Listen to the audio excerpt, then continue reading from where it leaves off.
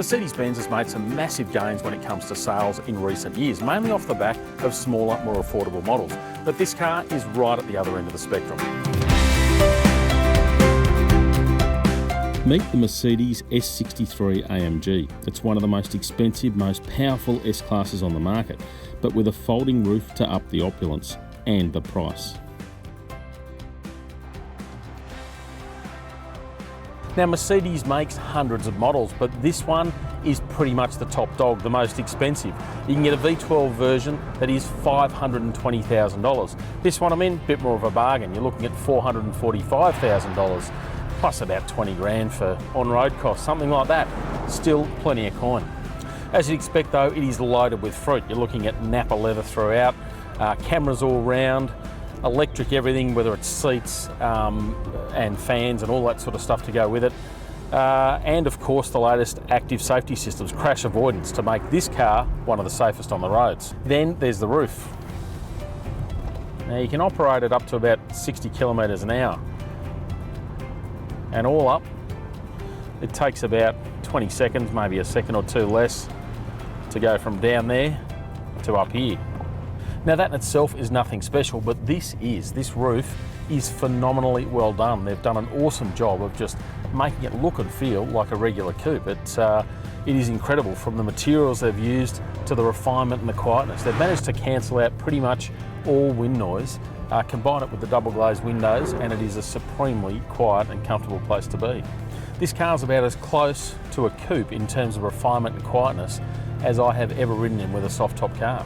But right now I'm in the south of France, near the Côte d'Azur. It's all about cruising and showing off a bit. So, how about we pop this roof down again?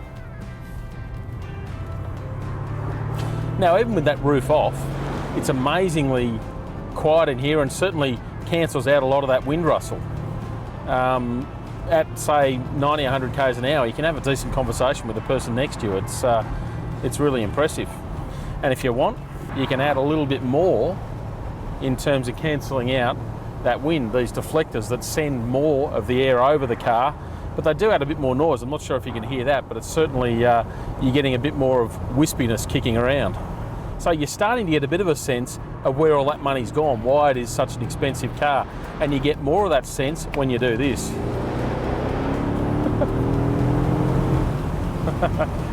This one is the AMG, the S63, so you're looking at a beefy V8, 2 turbochargers, and one of the most magical exhaust systems you have ever heard. They've put in an amazing effort into making this thing sound phenomenal. But really, you don't have to open the taps like that all the time. But this thing's got so much torque, it is so effortless. So you squeeze the throttle gently and it just picks up so well. And the amazing thing is, this is not a light car. It is super heavy, in fact. But it does it so easily, and it just is such a lovely cruiser.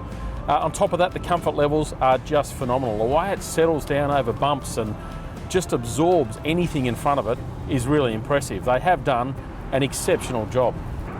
But one of the big surprises for me is that this doesn't shy away from the corners.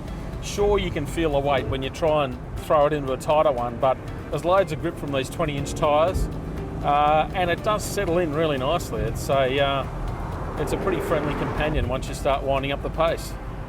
And I've got to be honest, with this car, I was perhaps expecting not a whole lot. Often with convertibles, they can feel a bit floppy, a bit docile in terms of their dynamics and the way they steer, but this one steers really nicely.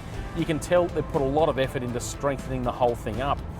It is probably helped a little bit by the fact that it is fairly supple and soft in the suspension, and certainly as far as an AMG goes, this would be one of the most comfortable AMGs I've ever driven. They've certainly softened things up. And one of the cool things with all of that is it's not a small car. There's plenty going on. The back seats, for example, you can easily fit adults in there.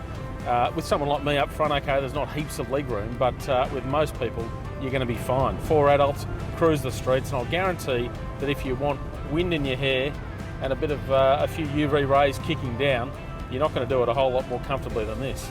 The most impressive thing with the S-Class Cabriolet is its all-round comfort. It's so effortless to drive with loads of punch, yet it's beautifully supple and well controlled on the road. Throw in loads of space and features and it is a superb way to cruise topless.